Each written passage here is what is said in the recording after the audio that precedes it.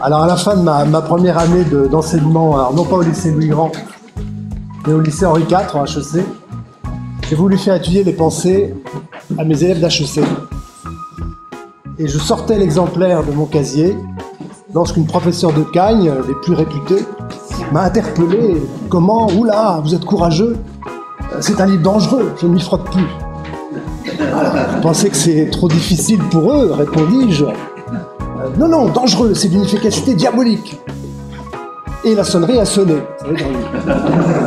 Alors, on ne pouvait pas poursuivre la conversation, mais j'ai pas cessé de penser à elle pendant mon cours, parce que comment comprendre après un tel éloge, au fond, qui pousserait n'importe quel prof de littérature à se pousser, se jeter goulûment dans le texte, comment comprendre que Madame S s'en défiate à ce point. Alors j'ai malheureusement pas eu l'occasion de reprendre la conversation avec Madame S, parce qu'elle a pris sa retraite aussitôt après, c'était quelques semaines avant la sortie, mais je me suis renseigné. Et elle avait la réputation d'être catholique, donc une étiquette pas très tendance d'ailleurs à Henri IV, ce qui n'a fait que renforcer mon étonnement. Comment une chrétienne pouvait avoir peur de ce que tout le monde se plaît à surnommer depuis un siècle et demi une apologie de la religion chrétienne. Et je n'ai compris l'effroi de Madame S devant les pensées qu'en étudiant l'édition qu'en a proposée Ernest Havet, qu'on vient de citer, un brillant disciple de Victor Cousin, en 1852. Et effectivement, Havet voyait dans les pensées une prodigieuse machine de guerre, non pas pour, mais contre le christianisme. Alors avant lui, il y avait eu Voltaire et Condorcet, et d'autres. On connaît la note de Voltaire dans une édition de 1778, à laquelle il a donné un titre zeugmatique, Éloge et pensée de Pascal. Je cite, donc vous avez tout ça sur l'exemplier, on ne manquera pas d'accuser l'éditeur qui a rassemblé ses pensées éparses d'être un athée, c'est la note de Voltaire, ça, ennemi de toute morale, mais je prie les auteurs de cette objection de considérer que ces pensées sont de Pascal et non pas de moi, qui les a écrites en toutes lettres, que si elles sont d'un athée, c'est Pascal qui était athée, et non pas moi. Qu'enfin, puisque Pascal est mort, ce serait peine perdue que de le calomnier. Et à quoi Voltaire rajoute une note se commentant lui-même, comme il en est coutumier dans son édition. Il est beau de voir dans cet article Monsieur de V prendre contre Pascal la défense de l'existence de Dieu. Alors évidemment, il n'est pas question dans le propos de Voltaire de christianisme à proprement parler. Et Pascal, athée, oui, c'est un Pascal qui effectivement qui ne croit pas au Dieu horloger de Voltaire. Et donc la critique de Voltaire est parfaitement justifiée. Pascal est, si je puis dire, un athée du Dieu voltairien. Et on sait d'ailleurs qu'il renvoie dos à dos déisme et athéisme, deux choses que la religion chrétienne abhorre, presque également, dit le morceau La Fuma 449, CD 690, qui s'attaque aux critiques de la religion. Il s'imagine qu'elle consiste simplement à l'adoration d'un Dieu considéré comme grand et puissant et éternel, ce qui est proprement le déisme, presque aussi éloigné de la religion chrétienne que l'athéisme, qui est tout à fait contraire. Alors j'ai dit athée du Dieu voltairien, en plaisantant, mais j'aurais pu dire athée du Dieu cartésien, et plus généralement athée du Dieu des philosophes. Cela explique par exemple que certains philosophes athées se reconnaissent en Pascal, comme mon camarade André Comte-Sponville, qui se dit volontiers pascalien athée. Il m'a d'ailleurs fait parvenir tout récemment un texte, apparaître prochainement dans un recueil de lettres ouvertes adressées à Pascal, bicentenaire oblige, ou tricentenaire ou quadricentenaire. Vous l'avez là, texte inédit, donc ne le diffusez pas. Je peux bien l'avouer, tu fus, il s'adresse à Pascal, au moins autant que Lucrèce ou Spinoza, mon maître d'incroyance.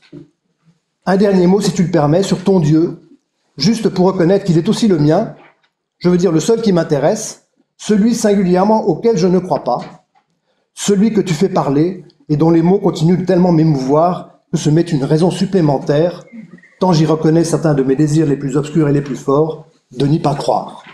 Autrement dit, le cœur serait presque prêt, mais l'esprit freine les cas de fer. Athéisme, marque de force d'esprit, dit Pascal dans l'alias Commencement. Alors si je reviens à Ernest Havet, tout disciple de Cousin qu'il était, la première chose à dire, qu'il n'était pas philosophe. Quelque part, ça se voit à son approche, peut-être un peu plus habile au sens pascalien, voire plus retorse de la question. Il ne dit pas que Pascal est athée, il dit que les pensées ont tout pour convertir à l'athéisme. Ce que craignait sans doute Madame S, qui était elle aussi une littéraire. C'est donc son travail que je vais essayer de suivre avec vous, mais auparavant, je vais régler rapidement un problème qu'on évoque depuis ce matin, qui est celui de la possibilité même qu'un livre puisse convertir. Avec la religion chrétienne, il y a un obstacle rédhibitoire, hein, puisque, comme on l'a dit à plusieurs reprises, la foi depuis saint Paul, c'est une grâce reçue de Dieu, et non pas d'un homme, et moins encore d'un livre. Donc dire que quelqu'un s'est converti en lisant les pensées, ou tout autre texte, y compris l'annuaire des téléphones, c'est dire que peut-être il s'est mis en route, hein, grâce à ce livre, mais qu'il a aussi reçu, comme dit saint Augustin, le secours actuel de Dieu. On n'entre pas dans la foi par l'esprit, dirait Pascal, mais par le cœur. Hein, la foi est différente de la preuve, dit-il encore. L'une est humaine, l'autre est un don de Dieu. Avec l'athéisme, en revanche, ça marche tout seul. Parce que le rationalisme qui le sous-tend réduit chacun de nous à un sujet cartésien, maître de sa volonté et de son jugement. Donc dire Dieu n'existe pas, c'est un acte de jugement. Et dire que tel livre m'a converti à l'athéisme, c'est simplement dire que tel livre m'a convaincu, point final. Donc on peut avoir une conversion à l'athéisme en lisant un livre. C'est une croyance, c'est pas la foi. Et la notion même de foi, c'est-à-dire de confiance, finalement, en le Dieu de l'Évangile, n'a aucun sens, évidemment, si on l'applique au néant.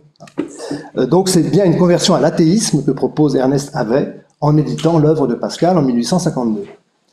Alors on va essayer de comprendre comment un des éditeurs les plus réputés, les plus scrupuleux, qui a parfois les intuitions les plus fulgurantes sur le texte de Pascal, comme Laurent vient de le rappeler, hein, et dont les notes font encore autorité, on vient de le voir, eh bien comment cet éditeur entend faire dépenser, en plein 19e siècle, une machine de guerre contre le christianisme, poussant à bout, pour cela, la logique de son maître Victor Cousin, qui en faisait, pour en réduire la portée, une apologie de la religion chrétienne. Alors le raisonnement de Havet est simple et procède d'une démonstration par l'absurde, comme Pascal les aimait beaucoup. Premièrement, supposons la religion chrétienne vraie. Deuxièmement, montrons d'abord que les pensées sont l'expression véritable du christianisme. Montrons ensuite qu'elles en tirent les conclusions les plus aberrantes sur l'existence et la nature de Dieu. Nous aurons prouvé non seulement que cette religion est absurde, mais encore que son Dieu n'existe pas. On est donc très loin des approximations et des amalgames de Victor Cousin, de Voltaire, de Condorcet, mais peut-être pas si loin, comme on va le voir, de André Comte-Sponville. Alors je vais commencer par un brévissime rappel sur le travail de Victor Cousin, en m'excusant auprès de ceux qui m'ont déjà entendu sur la question, mais on ne peut pas comprendre la démarche de Havet sans passer par là, ainsi que par l'édition qui a précédé la sienne, à savoir celle de Faugère. Alors ce qu'il faut savoir, c'est qu'il y a un avant et un après Cousin, pour les études et pour les éditions pascaliennes, avec son retentissant rapport à l'Académie française sur les pensées de Pascal de 1842, Victor Cousin, qui était professeur de Sorbonne, qui est devenu académicien, ministre de l'Instruction publique sous Louis Philippe, a orienté la postérité sur deux pistes. La première est philologique, qui consiste à revenir au manuscrit autographe, quand c'est possible, de Pascal, et l'autre, qui est idéologique, qui définit l'ouvrage comme une apologie de la religion chrétienne. Et ce sont les deux perspectives qui ont été adoptées depuis par la totalité des éditeurs jusqu'à ce jour. Alors comment faisait-il avant? Eh bien, il se fondait sur la toute première publication de 69-70, l'édition de Port-Royal, et le problème qui était édité par les proches de Pascal, et le problème qui se posait à ses dits proches, c'était de fabriquer quelque chose qui ressemblait à un livre, à partir d'un chantier de texte composé d'innombrables petits morceaux de papier, hein, je cite la préface d'Étienne Perrier, le neveu de Pascal. Et donc, sans bien comprendre où Pascal voulait en venir, ils ne se sont pas contentés d'éliminer de nombreux morceaux, fragments, d'en réécrire d'autres, mais ils n'ont pas tenu compte de l'ordre ou du désordre dans lequel ils avaient trouvé les papiers, et ils ont fabriqué un livre qui commence effectivement par un premier chapitre auquel il donne un titre non pascalien, résolument polémique, contre l'indifférence des athées. C'est cette édition apocryphe, donc, qui donne le ton de la réception pascalienne pendant un siècle et demi, jusqu'à Victor Cousin, qui la dénonce pour des raisons paradoxales et qui ouvre les deux perspectives que j'ai évoquées. D'un côté, il est lui-même très fortement influencé par la naissance et le développement de la philologie en Allemagne, et il part en guerre donc contre l'édition de Port-Royal, pour en appeler une édition critique authentique à partir des sources manuscrites disponibles, je dis rapidement, d'appareils monuments, il ne nous reste que des débris, plutôt des matériaux souvent informes, mais oublie encore de loin en loin l'éclair du génie, recueillir et faire connaître ces matériaux dans l'état où ils nous sont parvenus, est une tâche pieuse que nous avons commencée, à laquelle nous convions quelques jeunes amis des lettres.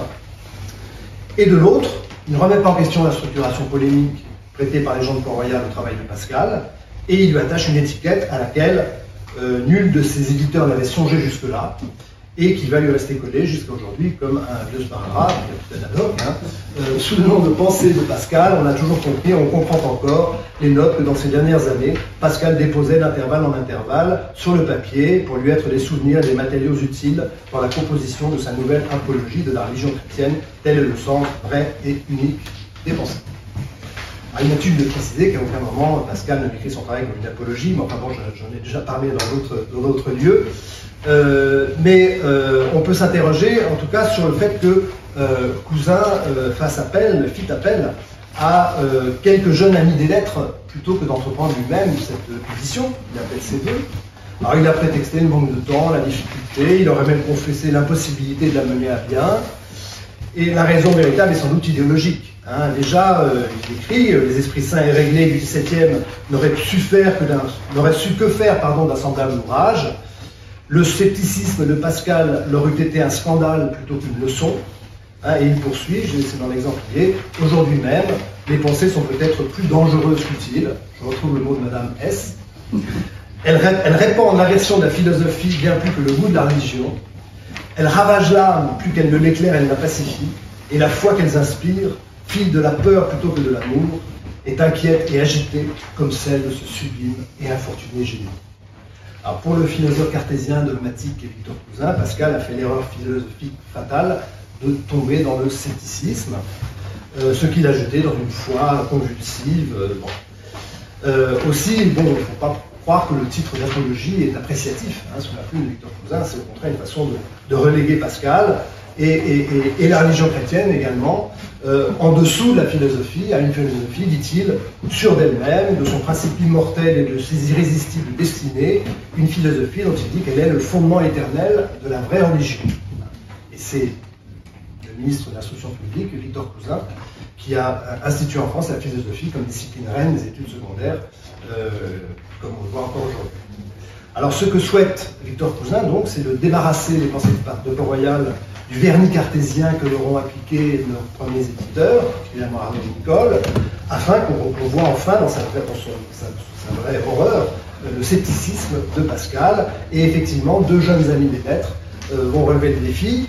Donc Prosper Faugère en 1944 et Ernest Avet en 1952. Faugère, c'est intéressant quand même de faire quelques petites réflexions sur Faugère parce qu'il est chrétien. Alors qu'Ernest Avet, lui, il est rationaliste, franc-maçon, athée. Et c'est dire évidemment combien le travail de Faugère va déplaire à Cousin, alors que Cousin va encenser les efforts de Avet pour faire des pensées le révélateur du christianisme dans toute son horreur et dans toute son erreur. L'une et l'autre de ces deux éditions post-cousiniennes, ces deux premières éditions, substitue au texte de Port-Royal un texte relativement authentique, pris à deux sources.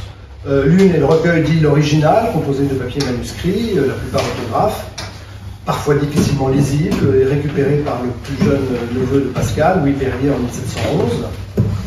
Et l'autre est la copie figurée du chantier laissé par Pascal à sa mort, qu'on appelle la copie C1. Il y a une deuxième copie qui fera ensuite l'objet de l'édition ultérieure, mais donc qui est remarquable pour sa claire lisibilité. Chacun des éditeurs, dans une préface, rend hommage à Victor Cousin, dont il déclare mettre en œuvre les deux prescriptions majeures, respect philologique, perspective apologétique. Faugère, donc, je l'ai dit, il est chrétien, il n'est pas philosophe, c'est un fonctionnaire du ministère des Affaires étrangères, et là où Cousin ne perdait pas une occasion de fustiger les positions philosophiques et religieuses de Pascal, son introduction leur exprime une empathie constante et répond point par point aux critiques du rapport. Jugeant l'accusation d'anticartésianisme malvenu, il retourne avec ironie l'idée cartésienne de bon sens qu'invoquait Cousin pour accabler Pascal. Et Faugère répond, c'est sur l'exemple lié, Pascal écrivait pour tout le monde et non pas seulement pour les métaphysiciens.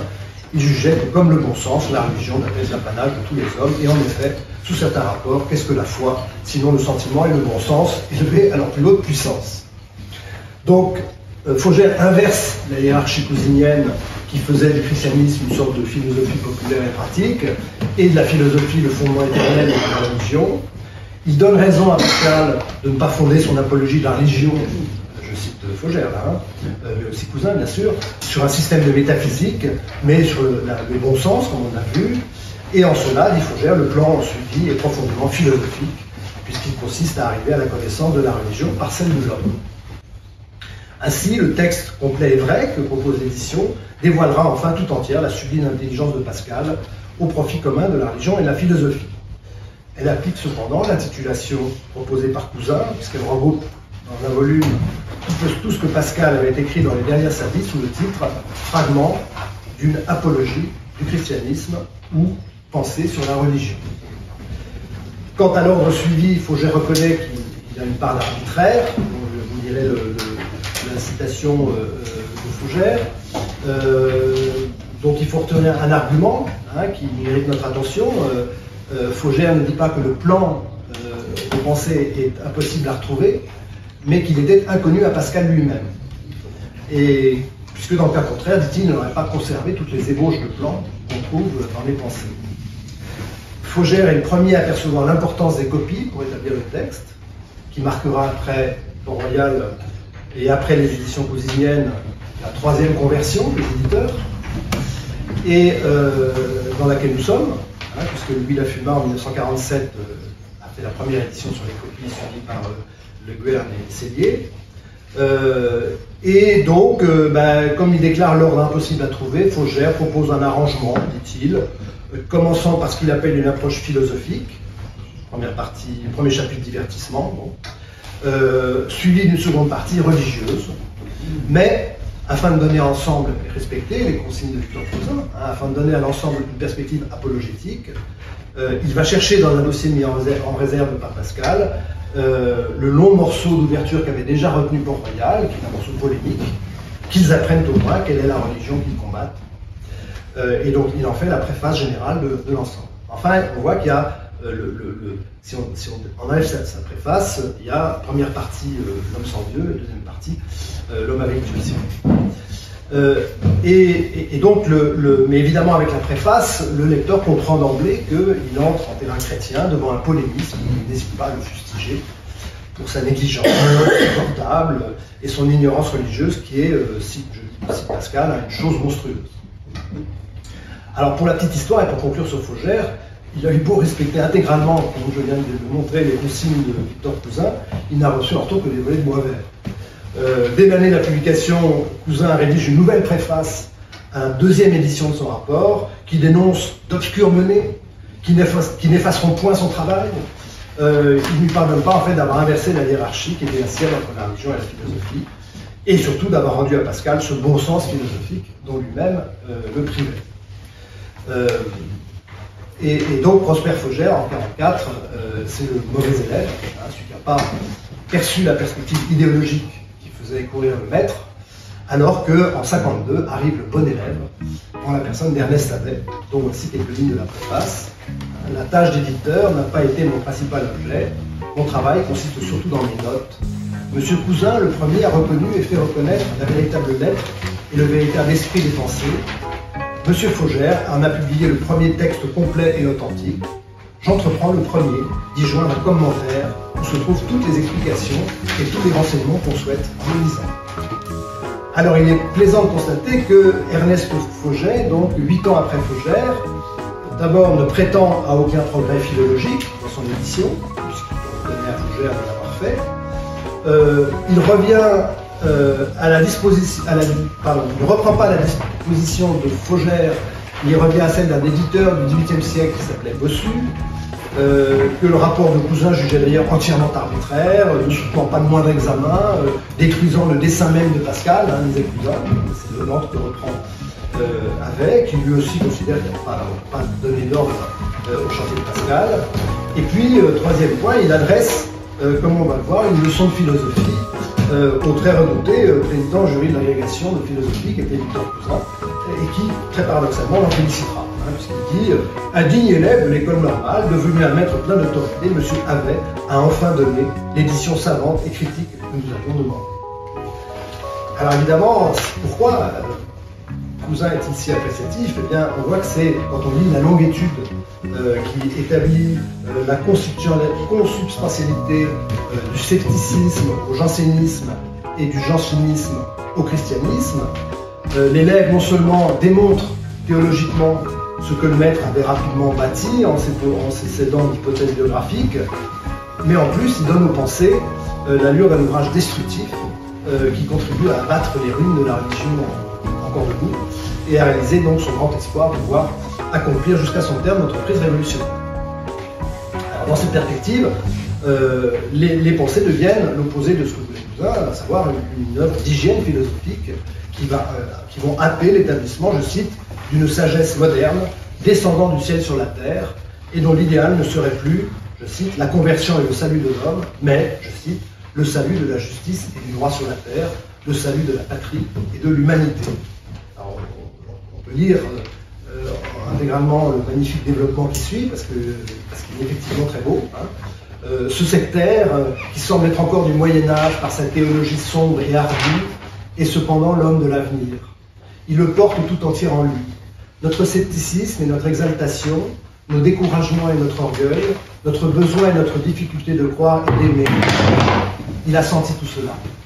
C'est lui qui, dans les provinciales, en attaquant la Sorbonne et les jésuites, avec toutes les forces de son puissant esprit et de son incomparable langue, a montré au siècle suivant comment l'éloquence et la raillerie peuvent frapper de mort ce qui semble le mieux établi et le plus redoutable.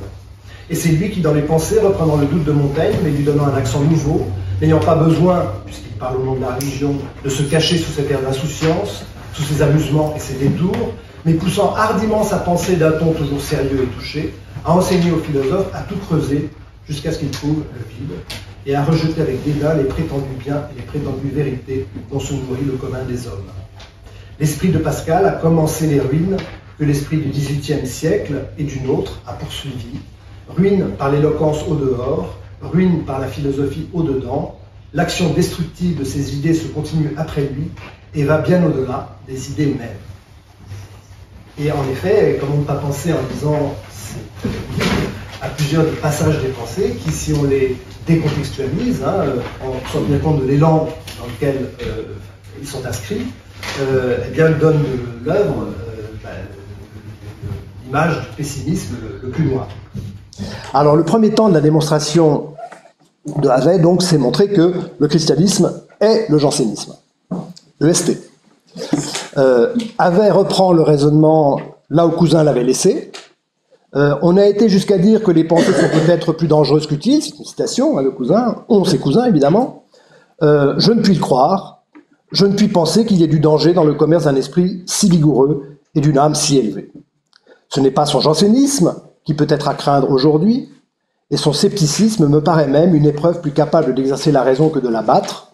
En le lisant, nous sommes plus souvent enhardis par le sentiment de sa force que troublés par la contagion de sa faiblesse. Non, Pascal n'est pas un ennemi de la philosophie, car la philosophie n'a pas d'ennemis, à mon sens, que ceux qui ne raisonnent pas et qui ne veulent pas qu'on raisonne, soit par une aveugle superstition, soit par un mépris stupide de l'intelligence. Mais Pascal est philosophe, quoi qu'il en est, et le travail qui s'opère sous son influence dans un bon esprit ne peut être que philosophique. Et donc là où Cousin voyait une contradiction entre le scepticisme philosophique de Pascal et son dogmatisme religieux, Havet, il voit au contraire la marque d'une parfaite rigueur logique. Et si on veut comprendre toute l'originalité de la démonstration, comme dit Havet, il ne faut pas, comme Cousin, considérer le jansénisme comme une déviance, je cite Cousin, immodérée, intempérante, convulsive du christianisme, mais comme son expression la plus pertinente et la plus authentique pour son application singulière, je cite Havet, de la doctrine du Dieu caché et pour les conséquences qu'il en tire en matière de doctrine de la grâce. Avant le péché d'Adam, c'est Havet, le commentaire de Havet, Dieu était manifeste à l'homme, mais par le péché d'Adam, tout le genre humain a été réprouvé, et Dieu s'est retiré de lui, il est caché car il veut l'être, il se révèle pourtant à quelques serviteurs qu'il s'est réservés et qu'il aime, mais il se cache à ceux qu'il n'aime pas. Cette prémisse établie, il suffit de tirer les fils pour résoudre la contradiction, en maniant autant que faire se peut le paradoxe que propose le texte pascalien. Hein. On dit souvent aux incrédules qui n'ont qu'à bien regarder Dieu pour le voir, on se trompe et on les trompe. Ils regardent et ils ne le voient point, parce qu'en effet, il ne leur est pas visible. Parenthèse, la référence, c'est les articles, le découpage de Havet, hein, de l'édition de Havet. On leur dit aussi que s'ils raisonnaient bien, ils seraient convaincus par les prophéties, par les miracles, etc. On se trompe encore. Ils raisonnent bien, et ils ne sont pas convaincus, parce qu'en effet, Dieu n'a pas voulu qu'ils puissent l'être, ni que ces témoignages fussent convaincants. Dieu a voulu que la religion eût assez de clarté pour éclairer les élus, prédestinés de toute éternité à la lumière, mais aussi qu'elle eût assez d'obscurité pour aveugler les réprouvés, prédestinés aux ténèbres et à la perdition. Ainsi, pour admettre que Dieu fait croire ceci et empêche cela, il n'est qu'un moyen possible, celui que l'éditeur appelle la théologie sceptique, et qui prend chez Pascal une rigueur, il y avait une cohésion et une unité qu'elle n'a nulle part ailleurs. Ce qui est pour la plupart des sceptiques pieux le terme extrême, la limite confuse de la pensée, est pour lui le centre où tout se rattache. Il se sert de l'inexplicable pour tout expliquer. Quand les autres sont arrivés au pyrrhonisme absolu, leur logique recule comme étourdie et fait une brusque retraite dans la foi. Ça c'est le Pascal caricaturé par Cousin. Ils sont sceptiques dans un ordre d'idées et croyants dans un autre. Pour la logique de Pascal, plus hardi et plus obstiné, il n'y a qu'un seul ordre où tout se tient. Il n'est pas pyrrhonien jusqu'à la foi exclusivement, il est en vertu même de la foi, par elle et en elle. Les autres disent seulement « tout est obscur si la religion n'est pas vraie ». Pascal dit encore « tout est obscur parce que la religion est vraie ». Et cela même témoigne qu'elle est vraie, que tout soit obscur. C'est magnifique. Hein. En un mot, le caractère essentiel de l'œuvre pascalienne est bien de, je cite Havet, réduire le christianisme au jansénisme. C'est là la première étape qu'il opère donc en direction de l'athéisme. Alors l'objection que faisait Cousin devient alors une confirmation, hein, grâce à un de ces coups de logique qui prennent l'adversaire non par le côté faible mais par le côté fort. Hein. C'est à ce point unique, reculé, inaccessible que tendent toutes les lignes de son argumentation. Il ne démontre qu'une seule chose, le péché originel tel qu'il l'entend, et par le péché originel tel qu'il l'entend, il explique toute chose. L'esprit de son livre est donc en entier dans cette pensée qu'on trouvera au fragment 4 de l'article 24. Toute la foi consiste en Jésus-Christ et en Adam, et toute la morale en la concupiscence et en la grâce. J'ajoute, et ce ne sera qu'une autre traduction de la même idée, toute la philosophie consiste dans le pyrrhonisme et dans la foi. Là réside l'originalité des pensées, mais aussi leur pouvoir, qui dépasse de bien loin les seuls adeptes de Port-Royal et qui permet à Havet la seconde étape de la démonstration vers l'athéisme. Si notre raison ainsi poussée à bout résiste, si Pascal ne peut nous retenir jansénistes, il n'a plus de force pour nous retenir chrétiens. Donc deuxième étape, l'absurdité du jansénisme et donc du christianisme. Ce qu'il faut montrer donc, c'est qu'on ne peut pas vraiment être chrétien sans être de ce jansénisme-là. Le pur jansénisme poussé jusqu'à un degré où personne ne le poussait à Port-Royal et qui aboutit à des conclusions absurdes. C'est ici que je veux m'expliquer de manière qu'il ne reste aucune équivoque sur ma pensée. La théologie janséniste a été condamnée par l'autorité de l'Église, qui a sa règle en elle-même, et qui détermine souverainement dans le dogme le point que la foi ne doit pas dépasser. Mais ce n'est pas le raisonnement qui peut fixer cette mesure, et philosophiquement parlant, le jansénisme, considéré comme un système, n'est qu'un catholicisme conséquent et rigoureux. Ce ne serait pas être sincère que de se mettre à l'aise aux dépens du jansénisme, en lui imputant ce qu'il peut y avoir de troublant dans les pensées, ses embarras et ses tourments. Le jansénisme les accuse et les fait sentir davantage, mais ce n'est pas lui qui les crée. Ils tiennent aux choses elles-mêmes, ils sont attachés à toute discussion de la religion par la raison, et la pensée de l'homme s'y condamne toutes les fois qu'elle prétend comprendre le surnaturel et l'expliquer. De sorte qu'avec le temps, les pensées ne seront plus le livre des jansénistes, mais bien celui de tous les chrétiens, tant qu'il en restera, précise Havet. Car évidemment, aux yeux du libre penseur franc-maçon qu'est Havet, et des nombreux libéraux qui le féliciteront de son travail, dès la parution, eh bien, ce que son édition révèle, c'est pas le jansénisme, mais comme le dit Hippolyte, par exemple, dans son remerciement à l'envoi de l'éditeur, c'est la religion même de Jésus dans toute son horreur. Je cite le texte d'Hippolyte. Votre livre vient de me rendre pour une journée à la vie et au monde. Ce sont là les livres nécessaires. C'est faire œuvre politique et travail de convertisseur que les écrire. C'est montrer de nouveau, comme dit Michelet, la face pâle du Jésus crucifié. On masque et on défigure le monde passé. Il n'y a que ceux qui ont vécu dans les poudreux in-folio des pères, qui le connaissent dans toute son horreur. Les jansénistes sont les vrais écrivains du christianisme. Ce sont les fidèles disciples de saint Augustin et de saint Paul, et Pascal, en homme sincère, parle comme eux de cette masse de perdition, de cette prédestination fatale, de cette infection de la nature humaine. Nous frissonnons en lisant Dante, et le Dante est doux et modéré, en comparaison des effroyables traités de saint Augustin sur la grâce, et de cette dialectique invincible qui précipite le monde dans l'enfer. Je ne sais si vous avez pensé, mais votre livre est un admirable traité de polémique. Donc moi, une apologie carré réquisitoire, l'entreprise pascalienne, revue par Havet, doit servir de démonstration mathématique et fondée sur une axiomatique nette au pouvoir persuasif total. À ceux qui contesteraient, qui censureraient, dit encore Havet, la démonstration de Pascal parce qu'elle est établie sur le jansénisme, il n'y a qu'une réponse à faire, trouvez-en une autre.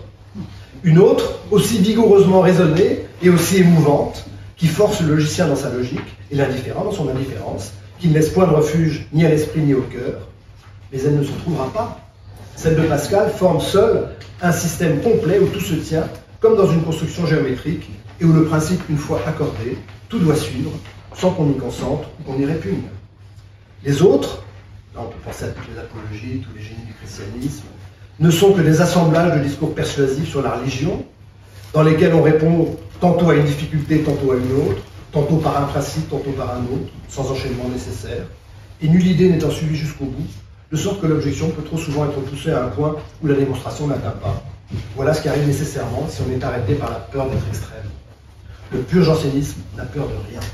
Et c'est ainsi qu'il a donné à l'œuvre de Pascal tant d'unité et de rigueur. Respectons donc le jansénisme dans le grand monument qu'il a produit, et ne faisons pas comme ceux dont parle Sainte-Beuve, qui, en usant du fragment du livre des pensées, en usant largement du livre des pensées, et en prétendant y cueillir des fruits, ni le trône ou l'insulte, et sont des ingrats. Donc, alors, un petit mot sur l'ordre, comme je l'ai dit, il ne prétend rien apporter philologiquement au travail de son prédécesseur immédiat, dont il reprend le texte, et plutôt que d'introduire donc une nouvelle distribution, eh bien, il choisit donc cette édition reçue, comme je l'ai rappelé, parce que bon, son critère, c'est qu'en fait, c'est celle qu'on a le plus réimprimée depuis plus d'un demi-siècle. Donc, le lecteur d'une édition Havet, c'est ça qui est important aussi à constater, c'est qu'il entre dans un texte pascalien qui est débarrassé des fragments religieux que Faugère, comme Port-Royal, avait imposés en préface générale. Il entre abruptement dans un long discours des deux infinis, qui est rétabli selon l'original, là où Bossuet avait recopié Port-Royal, donc il corrige Bossuet, donc que l'homme contemple donc la nature entière dans sa haute et pleine majesté. Et il fait suivre des fragments divers sur le thème de la disproportion de l'homme. L'article suivant recueille des morceaux consacrés à la vanité, après l'imagination, et donc le propos reste strictement profane du premier article jusqu'au 8e, donc sans préambule religieux. Et l'article 9 embraye sur ce qui sert de commencement à Port-Royal et à Faugère, à savoir qu'ils apprennent au moins que la religion, quelle est la religion qu'ils combattent, et à partir de là, ils ne quittent plus le thème religieux jusqu'au 25e et dernier article. Donc ce qui frappe, c'est la symétrie avec l'édition de Port-Royal, puisque l'ordre est strictement inversé. Même si la disposition des fragments paraît aujourd'hui très arbitraire de Havet, on est bien dans le plan anthropologique qu'on trouve aujourd'hui dans les éditions modernes, à savoir qu'on commence par la partie profane et qu'on s'intéresse à la religion à partir de la moitié des liasses titrées. Donc on parle d'une description de la corruption naturelle et on passe ensuite à une explication qui en dévoile l'absurdité. Et donc la synthèse des pensées que proposait l'éditeur en introduction de l'ouvrage paraît se réaliser, tout est obscur parce que le jansénisme est vrai. Alors est-ce qu'on peut parler d'une apologie du jansénisme? Non, comme l'observe Étienne, ce n'est pas le texte pascalien, mais c'est le livre de Havet dans son ensemble, donc avec ses préliminaires de plus de 100 pages et ses abondants commentaires, qui constituent, je cite encore tel, un admirable traité polémique. Et en effet, il n'est jamais question de jansénisme dans les pensées, sauf dans une poignée de fragments satellites, d'ailleurs plutôt dépréciatifs, alors qu'il fait l'objet de longs développements dans l'étude de l'éditeur et revient sans cesse dans les notes de bas de page, y compris dans la partie non religieuse, comme pour rappeler au lecteur que même si le fragment qu'il lit ne parle pas de jansénisme, c'est bien de cela dont il est question à chaque instant. Il a pénétré, dit Havet, dans un système complet où tout se tient, comme dans une construction géométrique, et où le principe, une fois accordé, tout doit suivre, qu'on y consente ou qu'on y réplique, comme on l'a vu tout à l'heure. De sorte que la démonstration dont parle Havet n'est nullement celle de l'écrivain Pascal, qui assurément n'a pas voulu cet ordre, étranger à tout état manuscrit, mais d'un éditeur qui compose une contre-apologie chrétienne à partir d'un matériau dont il utilise la partie anthropologique assez fin propre, selon un raisonnement par l'absurde qui vise à redescendre, je cite Havet, du ciel sur la terre, et si tout est obscur parce que le jansénisme, donc la religion chrétienne sont vraies, la lumière peut revenir à partir du moment où on établit l'erreur. Alors établir l'erreur chrétienne, c'est précisément ce que saluera Havet 10 ans plus tard dans son vif éloge de la vie de Jésus de Renan, dont il estimera toutefois la critique pas toujours assez ferme et pas assez sévère. C'est pourquoi de 1871 à 1884, il entreprend, et je terminerai par là, une série en 4 tomes intitulée « Le christianisme et ses origines », qui part des religions païennes, qui passe par une étude très approfondie du judaïsme et de ses origines, pour aboutir à un réquisitoire positiviste contre le christianisme. On peut citer le discours de la méthode des premières pages, et d'abord la première obligation que nous fait le principe rationaliste, qui est le fondement de toute critique, et d'écarter de la vie de Jésus le surnaturel. Ça emporte d'un seul coup dans les évangiles ce que nous appelons les miracles. Mais évidemment, je ne rends pas le justice à l'ouvrage en citant que ce passage un peu caricatural, parce qu'on y retrouve toutes les qualités du grand chercheur qui était Ernest Havet, et qu'on a vu à l'œuvre dans les pensées. Très très vaste érudition, respect des sources, souci de la citation dans son contexte. Mais ce qui est de stupéfiant quand on étudie de près le 4e tome donc sur le christianisme de Havet, c'est de découvrir que le plus long chapitre qui vise à démolir la religion chrétienne, il va en chercher les arguments et la méthode chez Pascal. Chez Pascal, sans qu'il le cite, hein, mais Pascal qui revient de Saint-Augustin à Saint-Paul dans l'alias loi figurative, des pensées, et donc Pascal qui fait de la typologie polynienne, la figuration, hein, la clé de voûte de sa preuve de la religion, dans la seconde partie d'Elias titrée donc dans les pensées. Et on y retrouve même l'idée géniale de Pascal de faire servir les contrariétés à l'établissement du christianisme. Hein, je cite un extrait de ce chapitre. Je ne dirais pas « voilà la théologie de Paul », je dirais « voilà la théologie ». C'est de ces expédients d'avocats embarrassés qu'est né l'énorme amas de subtilité de logomachie qui compose la théologie tout entière et qui a régné, pour ainsi dire, jusqu'aujourd'hui. Les versets que j'ai cités et quelques autres semblables, où, avec un mot nouveau et mystérieux, grâce, il essayait de se débarrasser de son passé, ont enfanté en particulier toute cette doctrine de la grâce, vide de fond, et dans la forme inextricable, épouvantable barret où Augustin a noyé l'Église avec lui. Pour constituer la théologie, il fallait unir à la faculté d'associer les disparates, ce que Pascal décrit comme une contrariété dans son vocabulaire, qui est dans l'esprit de l'Orient, celle d'argumenter sans fin, qui caractérise l'esprit grec, Gérard. Et c'est là ce qui s'est produit quand les sombres fantaisies de Paul ont été reprises et développées chez les pères. Pascal a donc servi une première fois à Havet à convertir son lecteur à l'athéisme, en lui prouvant l'absurdité des conséquences d'un christianisme supposé vrai. Et Pascal lui sert une seconde fois au même dessin, mais cette fois c'est plus les conséquences, c'est les causes. Hein, qui montrent l'absurdité, les causes de la religion, à savoir l'arrivée d'un rédempteur annoncé par l'histoire et les prophéties d'Israël pour apporter aux hommes le salut. Et la conclusion qu'il en tire a tout de même quelque chose d'assez poignant, même pour un chrétien d'aujourd'hui, hein, je l'ai dit. Elle est assez belle. Hein. Les écrits de Paul, malgré l'ardeur et la passion dont ils sont pleins, n'ont pourtant pas d'avenir. Un jour viendra qu'ils dormiront, avec le christianisme tout entier, dans la poussière des bibliothèques, où quelques curieux seulement iront les chercher encore. Mais ceux qui les étudieront, ils sentiront toujours une énergie, dont ils pourront profiter en la détournant. Car dans l'ordre moral comme dans l'ordre physique, il y a des transports de force. Et celui-là seul qui sait lire, qui sait recueillir, sans en rien perdre, pour le travail à venir, la vie qui a été répandue dans un livre et qui s'en est retirée avec le temps. Donc je crois, pour conclure, que l'inachèvement de l'œuvre pascalienne, que l'état de chantier dans lequel elle se trouvait à sa mort, explique, mais n'explique qu'en partie, la diversité des réceptions hein, que cette œuvre a exercé, et surtout l'attrait extraordinaire hein, qu'elle a exercé. Alors elle a pu stimuler, voire bouleverser spirituellement certains lecteurs, en leur touchant aussi bien le cœur par sa justesse que l'intelligence l'esprit, pardon, par son intelligence, et sinon convertir, du moins les motiver à faire un chemin de conversion. Elle a certes aussi scandalisé certains publics, surtout à l'époque où l'hostilité à l'égard de Port-Royal était forte à l'intérieur même du christianisme. Alors on peut d'ailleurs pas dire qu'elle est complètement disparue, même si, bon, un pape jésuite qui veut canoniser Pascal, on peut dire que c'est peut-être le signe de la fin de cet ostracisme, hein, de cette stigmatisation du jansénisme à l'intérieur du christianisme. Enfin, il est clair que elle a scandalisé beaucoup de publics à cause de cela, hein, pour son jansénisme. Mais cette œuvre a aussi exercé une très grande influence sur ceux qui se proclament athées. Et je crois, vu la qualité intellectuelle de certains d'entre eux, comme Havet, qu'on ne peut pas simplement parler d'erreur ou de détournement de lecture. Il faut donner raison à Pascal et faire, comme il dit, profession des contraires. Une part importante de son travail, qu'il soit scientifique ou littéraire, s'adresse à ce que Simone Weil appelait la partie de moi-même qui n'est pas faite pour Dieu.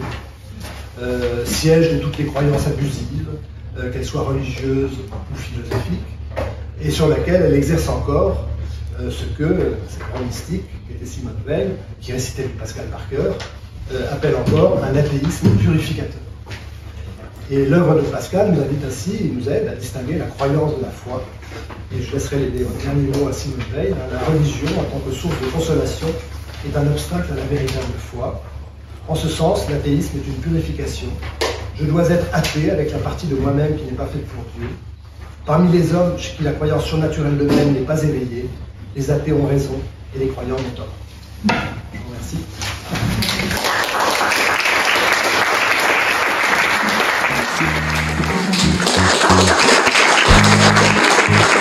Merci.